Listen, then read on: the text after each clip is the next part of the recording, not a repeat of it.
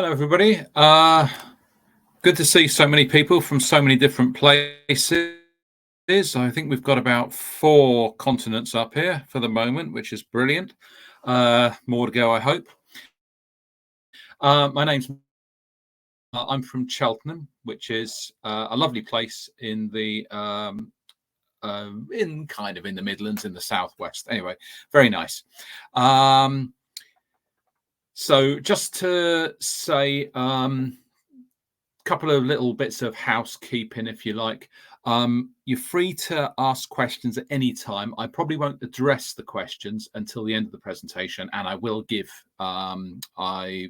put up a Q&A as well. But anytime, if you think about a question, either write it down or just ask, just put it in there.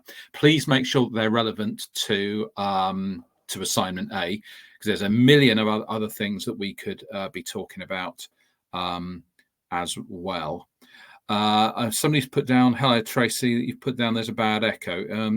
Has anybody else got that as well? I'm not sure what I can do about it from here, but fingers crossed it's just a local problem. I'll move on if I can. There we go. Right then, so this is what we're going to be looking at today, what the assignment assesses. And what that means here, I suppose, is what we as markers are looking for. We're also going to look at the structure of a skills lesson and the structure of what specifically we're asking for from you. Remember, when we talk about a skills lesson, we are talking about a skills lesson in distinction to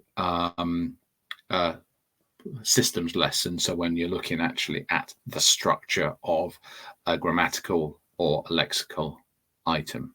Okay, so just remember skills, reading and listening. Here we're going to be looking at reading, but most of what we talk about here is very, very much relevant to writing. Sorry, to listening as well. Okay, so we're also going to talk a little bit about what each text entails. Now, I don't know where, of course, I don't know where you are. You're all at different stages with how far you are through the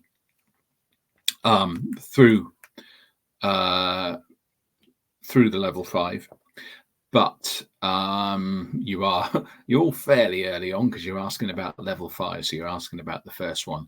I'm hoping that most of you have seen the texts. Or at least the first text. I will talk about them a little bit, and it's useful to know.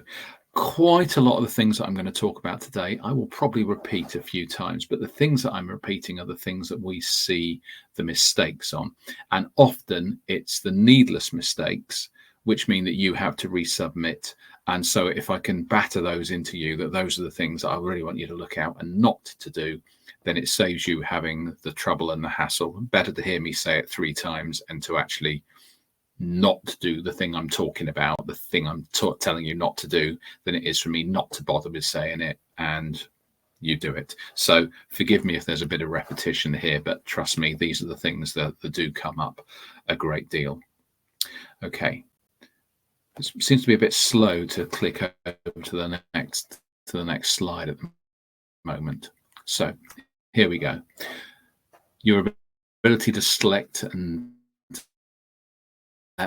teach level appropriate vocabulary. That's the first thing. And now, just so we're clear about this, that ability concerning vocabulary is what comes up in text 1, which is, just so as you all know, Fortnite, which is about the rather well-known video game. The second one, the ability to create reading tasks for stages 3 and 4, is relative to the European honeybee, which is an upper intermediate text, a more demanding text. And the third one, the ability to create speaking tasks, that is for the elementary text, 20th Century Dad. And we're going to look at each of these in detail, so you certainly don't need to write them down. But just so you understand this, big thing to take in here, that we're going to be looking, the 3 texts that you're going to do is going to mirror the structure of a single reading exam, but we're going to be doing them for different texts at different levels, consequently for different classes. And we also do not ask you to look at stage 1, which is the warmer, which I'm going to just touch on as well. It's not really in here, but I think it's worth mentioning anyway, so we get an idea about it. I'll be jumping back to a few things here as well. Before you start, I cannot stress this enough because, like I say, our biggest reason for resubmission is instructions, is not reading the instructions in the case study, and errors with downloading the template so that we can't open. That will come back a little bit later on. So there we go. Okay, so this is the structure that I was talking about. Now, the way it works, in fact, for each part of the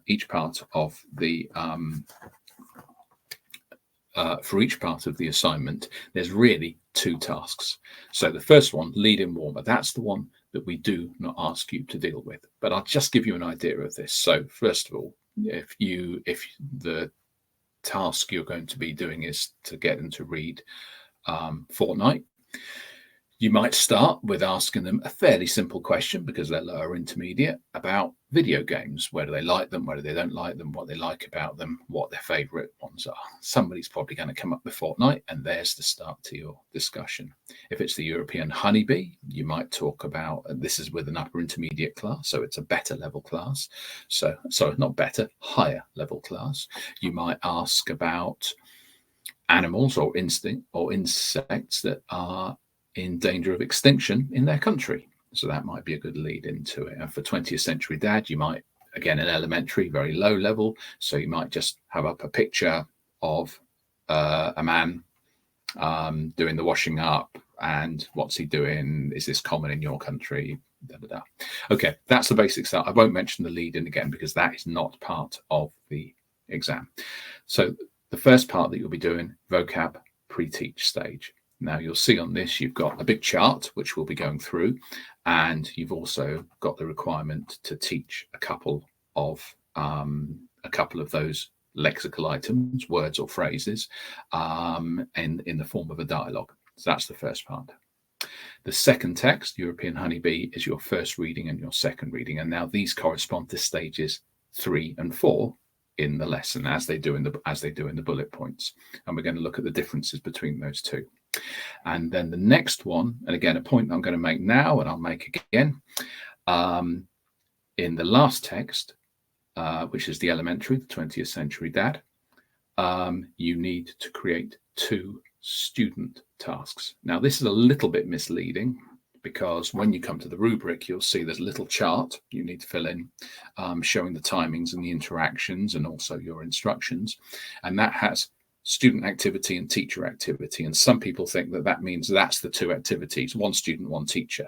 No, it's 2 student activities and 2 teacher activities, which obviously are the instructions of how it will be, what the teacher will be doing in order to present these exercises to the students. So 2 student exercises. So basically speaking, it's 2, 2, 2 for the 3 texts.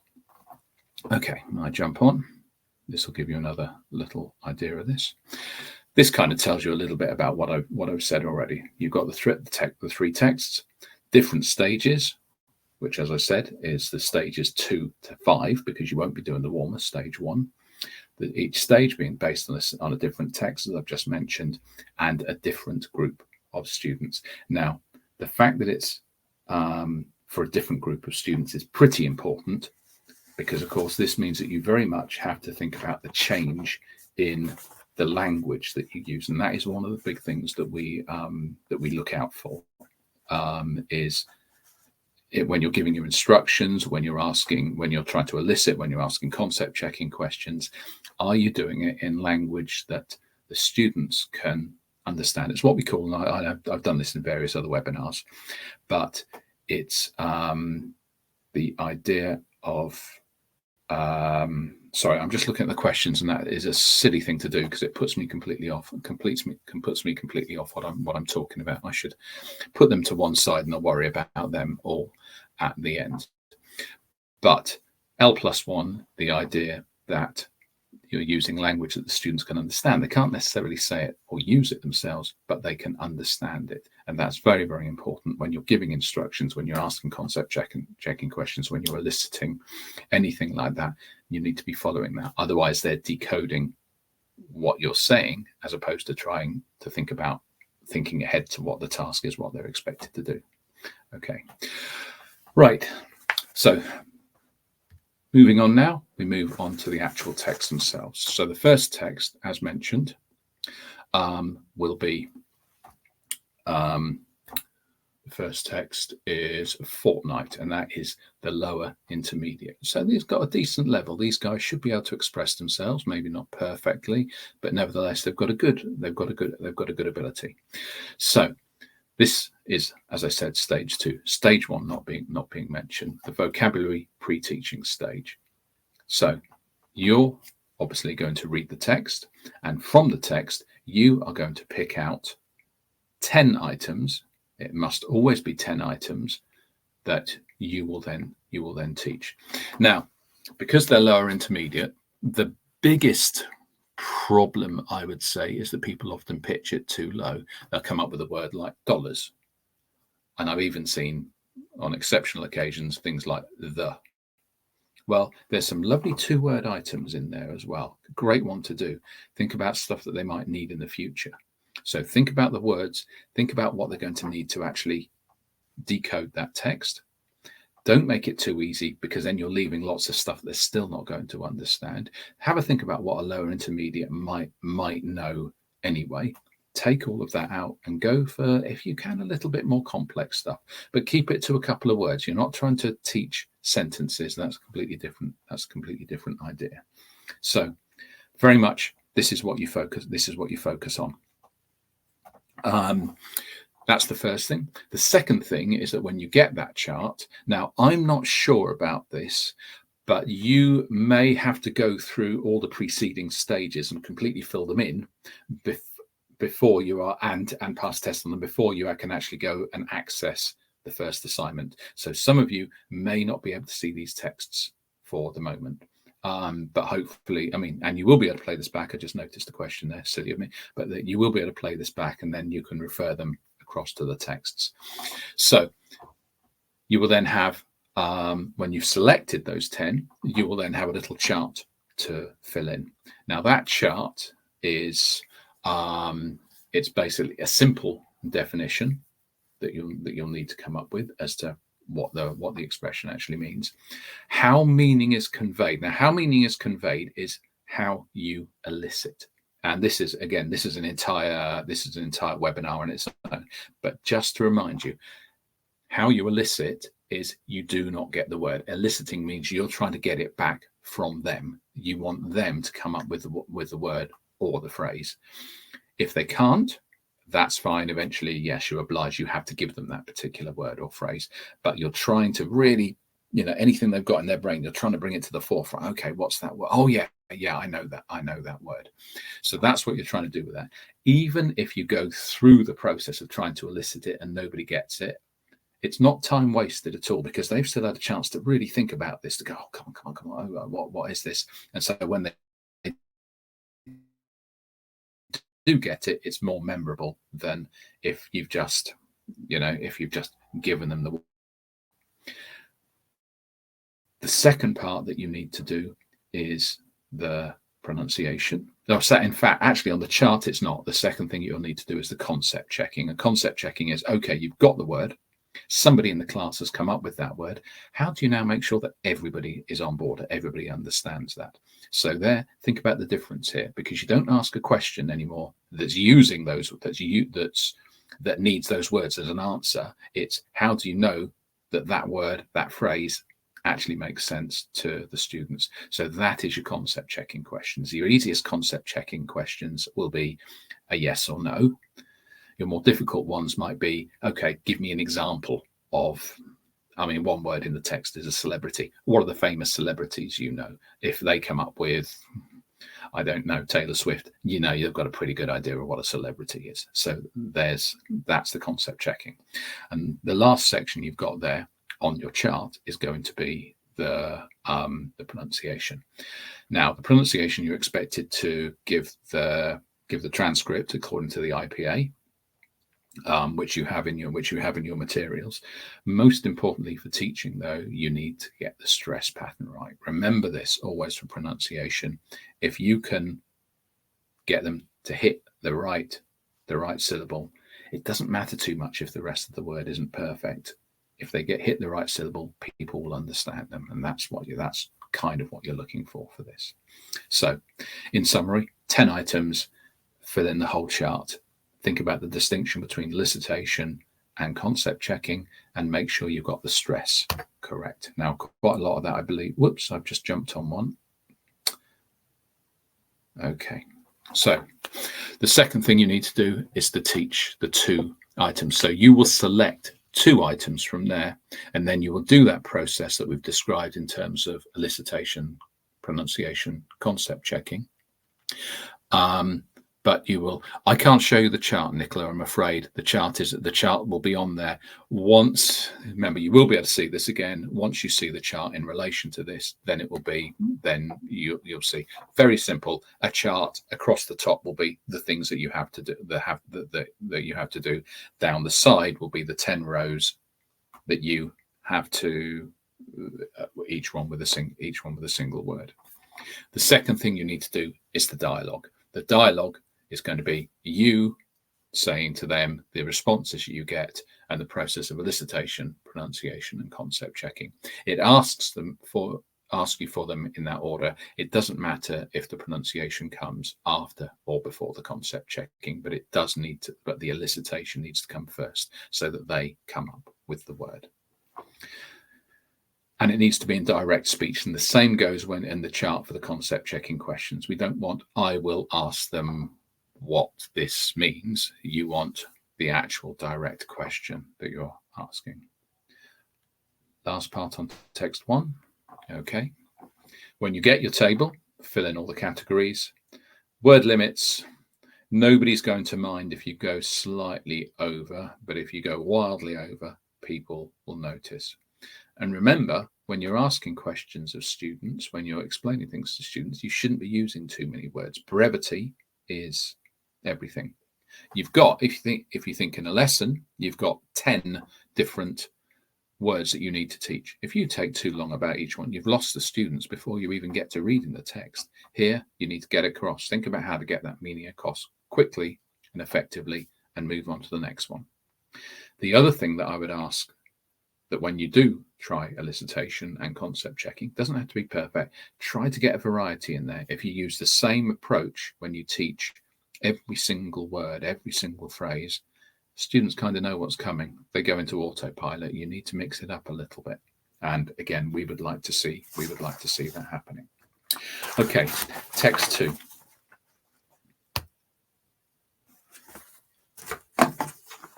And this, as it says here, is stages 3 and 4, first and second reading tasks.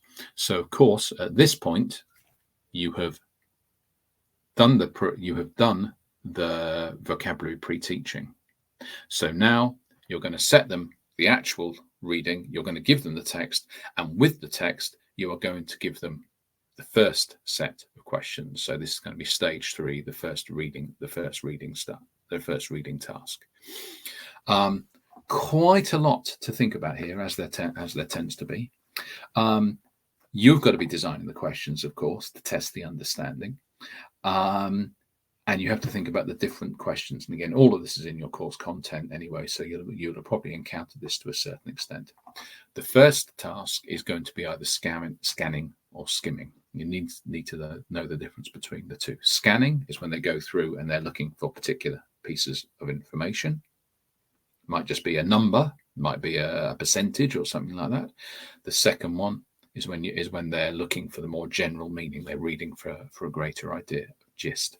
Now, either of those are okay for the 2 or 3 questions that you need. This is an introductory reading. It's fairly simple. The questions don't need to be particularly demanding, but do nevertheless think about the level of the students, which here is upper intermediate. They're pretty good. So I would head towards skimming questions that tend to be more demanding. The second one, on the other hand, will be more demanding. And this, again, upper intermediate, you're thinking more about kind of in between the lines understanding, I suppose that would be the way of saying it. Don't just ask straightforward questions that they can get from reading a single sentence. They've got to be understanding overall. They've got to be understanding the meaning, how the author is feeling. Lots of different things that come into this one that you can actually test them on. Do remember the number of questions, which is 7 to 10. That will come up in a second as well. Okay, I'm going to pop across to the next one. This always goes understanding the template. So the same as for the first task, you'll get the template, you'll get kind of a lesson plan. So you actually get the early stuff done for you, which will help to lead you into this.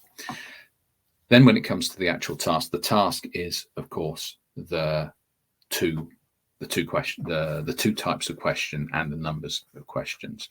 And the third thing that you will have to ask about is how the task will be set. So I'm just going to pop forward onto this.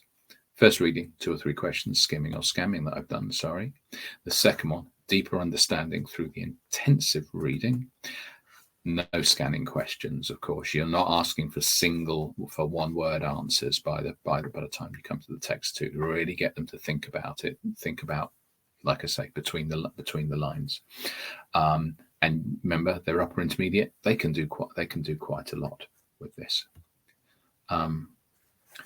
Okay. The number of questions, as I said, 2 to 3 for the first task, 7 to 10 for the second. And it's an interesting point here about make sure your questions test the various skills. It is a very different it's a very different thing to ask somebody to read something quickly and then to get a different head on to actually, okay, now let's try and break this down a little bit more. Let's really have a look and see what they mean by this. I think that's an important point to make, because if you try doing 2 or 3 questions in the first and then you're doing similar questions in the second, there's no particular reason for them to swap over. You're trying to get them to do something different in both of those. Now I'm going to just jump back here to point out something to you, if I can. Okay, just to look back here, how the task will be set. The second part of this, or I should say maybe even the third part, is you just need a very short paragraph on how you're going to put the questions to the students. So I will definitely think about the idea of having some sort of physical copy. That might actually be on the board, or it might be a handout, one or the other. But do remember that they need to have the questions as they are reading the text. You don't ask them to read the text. You never ask students to read a text or listen to a text without having a specific reason to listen or to read. So you have for the first reading, you'll have the questions in front of them, and then you hand out the text as well. So both are coming at the same time. So they are reading it with those questions in mind. Obviously, that's an introduction, but the same goes for the second set of questions. So you're going to get the answers to the first, then you're going to go on to the second task. There's lots of different ways of doing this, but think about things about, okay, they need to read alone. Obviously, reading is a solitary task, but on the other hand, they can think about comparing their answers. Are they going to compare their answers together? What I don't want you to do is to say, okay, just do it and then hand me in the hand me in the answers afterwards. I don't know what experience you've all got as teachers, but trust me, let the ball do the work. You don't want to be marking stuff unnecessarily. That's not just about teacher laziness, although I probably express it as such. It's also about the fact that getting them to discuss their answers, maybe disagree, explain to each other, is actually a great exercise for them as well. They need to come up with the answer themselves. Okay, you're the final arbiter. If none of them have got it right, you need to intervene. But this is a great communicative exercise as well. Okay, so I'll just jump on from that. I'm doing this a little bit slowly because I want to make sure I do get to the right one here.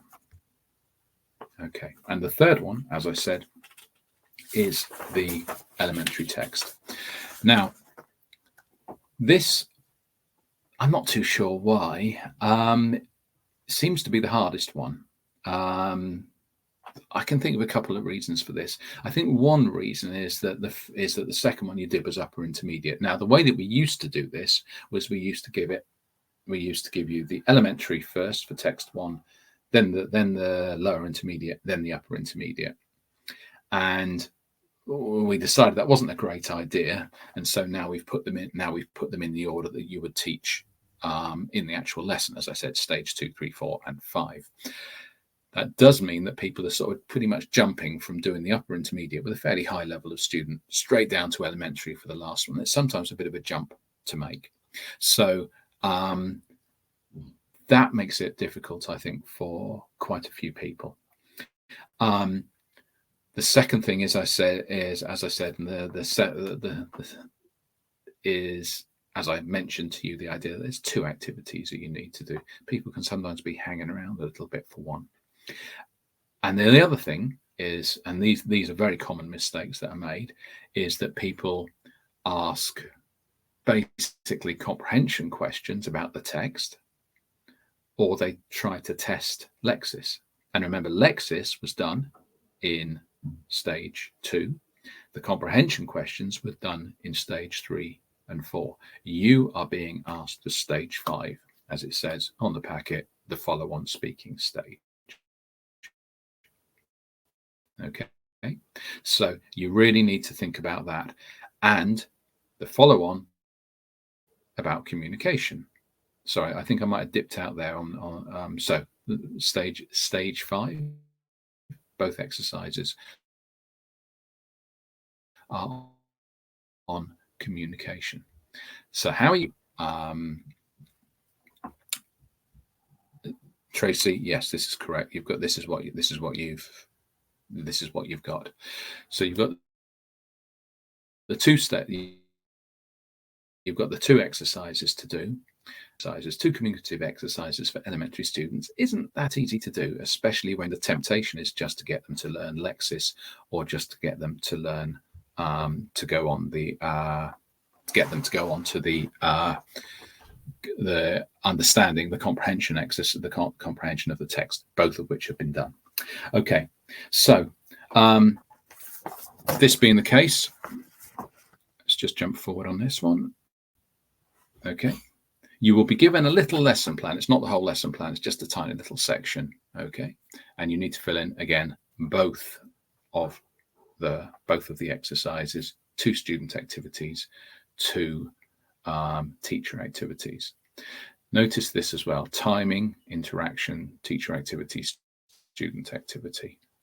Now this is it's a good little exercise for you, and it's a good little exercise in particular because you're going to have to do this also in assignment B, and you're going to have to do a full lesson plan in assignment B. So getting your head around this now is a really good and useful thing to do. When any time that you do a lesson plan, the basic default kind of imagination is, okay, here's the lesson plan. I can't do it. I'm going to give it to somebody else. They've got to use the information on here, go in cold and teach the lesson. So that's why you need the timings. That's why you need the interactions. That's why you need to know what the teacher's going to do and what the students are expected to do as well. Another big mistake, as is mentioned down here, no more reading tasks. People often just come up with another reading task, or some sort of gap fill or something like that. And as I've said already, no more vocabulary tasks. They've already had the vocabulary in the first one. Also remember about this that the communication has to have a specific purpose, and that specific purpose is A, fluency, but B, there's target language in there. And the target language in the text, you may or may not have seen it, but the target language is adverbs of frequency. So there's a great one for elementary: sometimes, often, twice a day, twice a week, never. These are all adverbs of frequency. That's what you've got to do. So at least for one of the exercises, make sure they're trying to talk about this. Deborah, will I be penalised if I exceed the given time by 2 minutes in your lesson plan? No, I very much doubt it. Although they're all plan accordingly. Yeah, sorry, this does seem to be cutting out. I have no idea why, because everything seems to be fine. I really don't know what to do. Sorry. So I'm just going to have to plow on regardless on this one. Okay. Last one. As I've said, focus on fluency and frequency adverbs. Lots of support. Remember, they're elementary, so imagery, keywords, sentence stems. That's a good one. A sentence stem is the idea of completing a sentence. Of course, so you give a couple of words, particularly the stem means the start. If you're going to do that, then make sure you don't give them too much, because then it becomes a controlled exercise and not a fluency exercise. This is a very good idea for maybe your first exercise, but make sure that sentence stem is nice and short to keep it communicative. So something like sometimes I, and then ask them to fill in the rest, and get them to do it with the partner, so they're actually communicating as well, not just writing it out. Okay, right. And the next one, the paragraph explaining your choice. This is below the lesson plan, just to say what your rationale is behind that. Nothing too complicated, nothing too sophisticated for that. Okay, right. I'm going to jump on here. Now I think there's more of more general ones. This could obviously go for all of the texts, the level of each text and the students. And I've mentioned this already. The age, a very, very big one, because that will obviously talk about the kind of content that you're looking at, both the content of the exercise and the content of the text. Notice 20th Century Dad is for a young class. They don't want to be talking about the European honeybee, but they could, on the other hand, very much be talking about Fortnite, which would be probably of great interest to them. Okay. The word limits, that goes without saying. Do not use your own text. A very simple mistake that a lot of people make is, for some reason, they think that they use their own text and they haven't registered that the 3 texts. Now, I know I've mentioned the 3 texts, and I know that you maybe haven't encountered them yet, but do get it fixed in your mind what you're going to need to do here, which is, again, Fortnite, European honeybee, and 20th Century Dad. Okay. This is kind of the general stuff here. The stage, which I've mentioned, and I keep battering to you, so sorry about that. The teacher language, also mentioned. You need to use direct speech, but also think about, like I said, that L+1. Don't ask anything that they're going to be thinking too much about what you're saying, rather than about what the task actually is. Any questions? Now, quite a few of the questions I've got here are really tutor support in terms of how you download things. Yes, the slides will be posted as well. One other thing about tutors, in fact, no, before I go on to tutor support, just to say as well that if you submit, you can submit in Word. It does make things enormously difficult for the markers if you do so. But you, on the other hand, well, we will mark it. We'll mark it nevertheless, but it's a tricky one. You are expected to submit in PDF, and that is very much the form that we expect. If you're not sure how to do any of that, that's when you go to tutor support. If you've quite a few of the questions here I'm noticing seem to be kind of logistics, functions, things like that. I'm not going to deal with those. That is all for tutor support, and they'll deal with you one-to-one. Nobody is going to fail on the basis that they couldn't do the technical issues. And in general, if there are technical issues, certainly I can only speak for myself, but I'm pretty sure the other marks are like this. If for any reason there's been some sort of technical failure and I haven't been able to open the documents, I'm just going to let you know, and then I'm going to say, okay, this is officially your second, but I'm just going to count it as being your first as being your first attempt. I'm not going to knock lives off and attempts off for what are technical issues when we all understand that computers, as we're finding today, can be difficult. Okay, just the last few ones here. Yep. We know the teacher language examples, so please don't use them. Imagery and materials, please don't describe them, actually include them. And of course, add a citation as well. You can do that in the bibliography, or you can add it underneath as well. Any link, any image, anything at all like that, we need to be able to go to it and see it, to see where it's come from. Do think about this as being an academic document, and as an academic document, you're expected to give full citation to everything, which I think comes up in the next one. Yep, which is the bibliography. Okay, there is a file on this as to how to do it. We don't expect perfection, but certainly, it'll do you no harm to do this. Many of you have been to university, so you're pretty much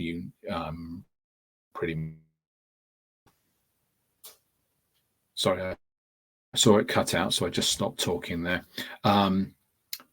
Proofread your work for mistakes. It gives a terrible impression when there's loads and loads of mistakes in there, to a point at which we start thinking, should this person be speaking English?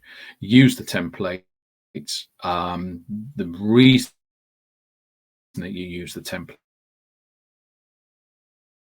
is that it helps you avoid missing stuff out, which when people don't use the templates, it's much harder for us to find the information as markers. And of course, okay. Here we go. Last.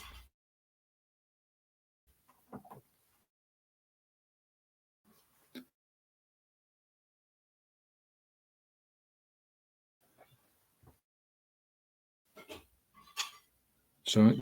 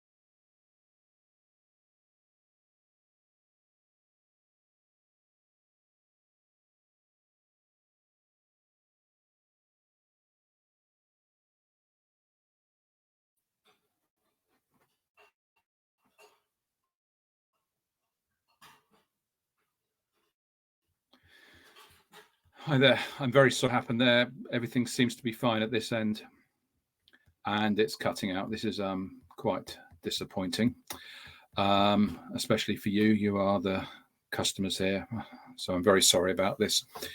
You shouldn't have to be putting up with this. Okay. Right. Okay, I'm trying to bring it up to the right one, but I'm not sure I can do that. It won't be much more now.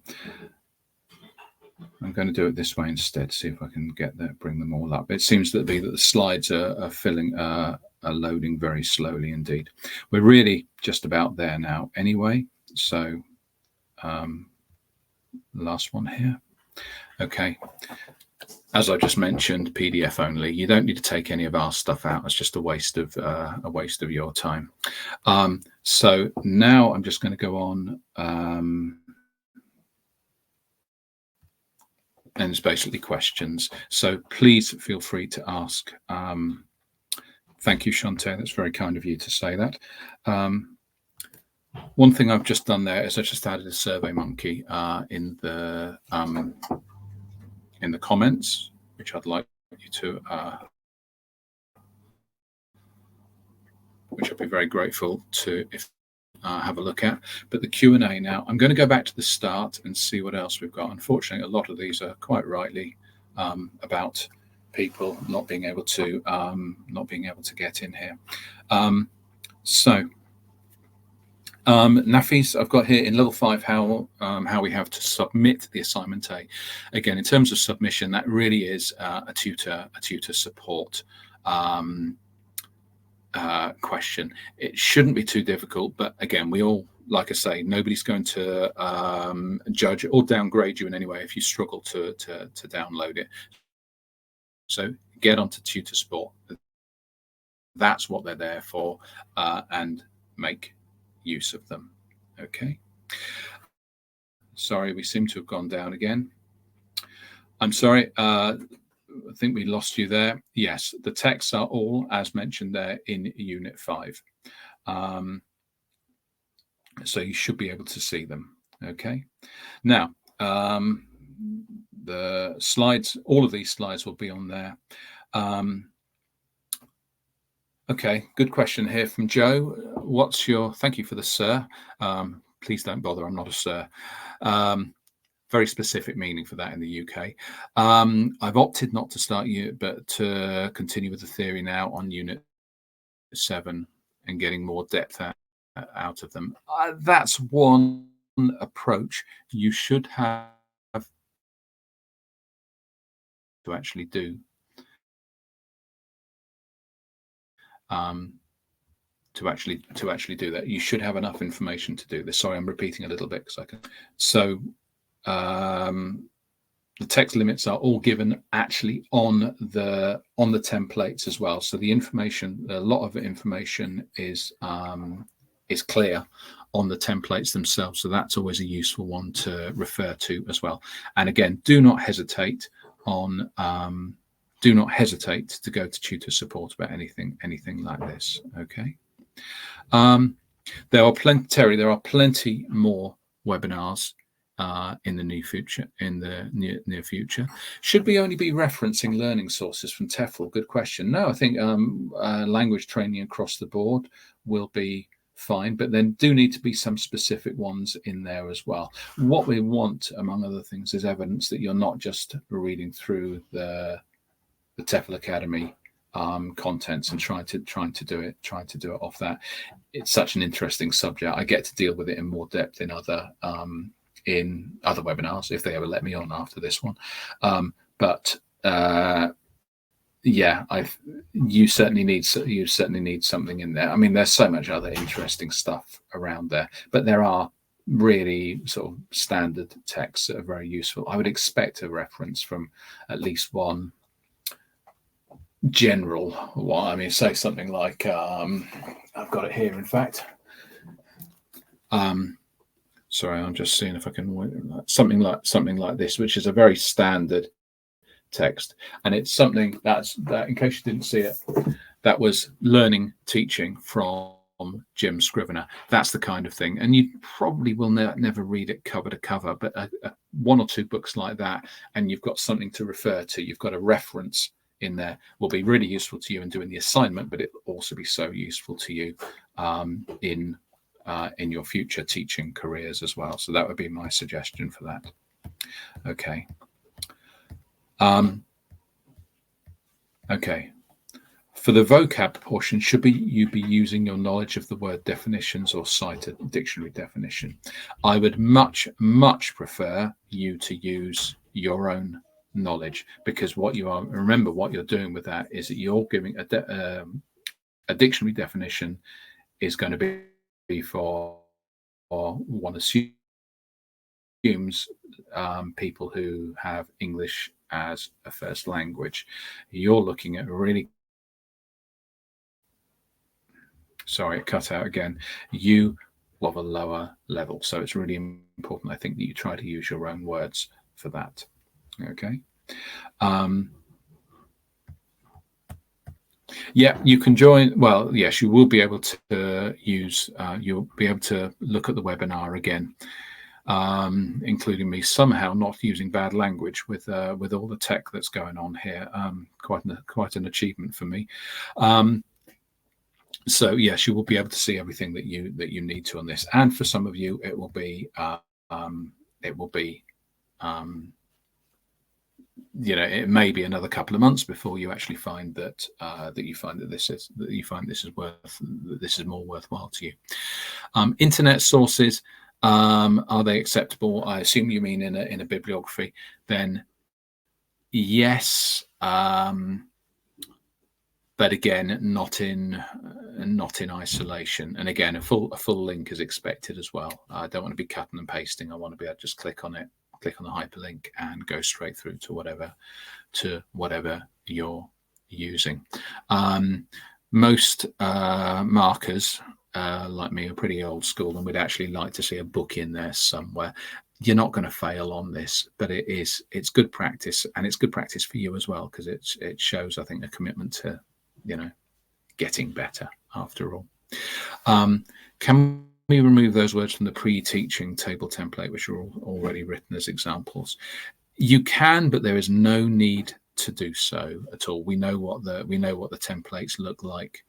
We know what the language is in there, so there's no reason to do so. Okay. We will just scroll through all of that to get to what we need to. Okay. Right. Thank you very much.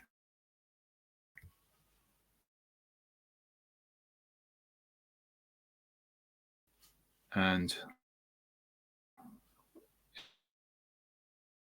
if and when I can, I will just put up the Survey Monkey again. I know you've all got it, but I'll put it up there.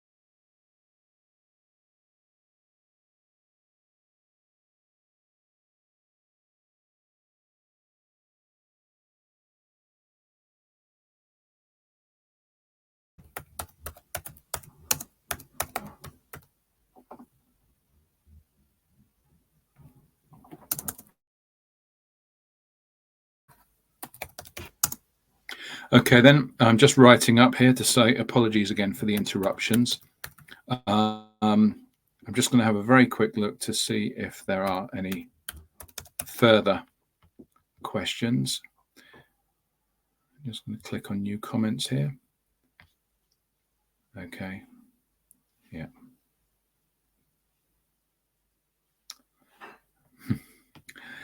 Thank you, Joe. I want to applaud the content in this qualification. I thought it was going to be a walk in the park. Trust me, no. Level 5. If you think about what a level 5 qualification is, level 6 is a degree.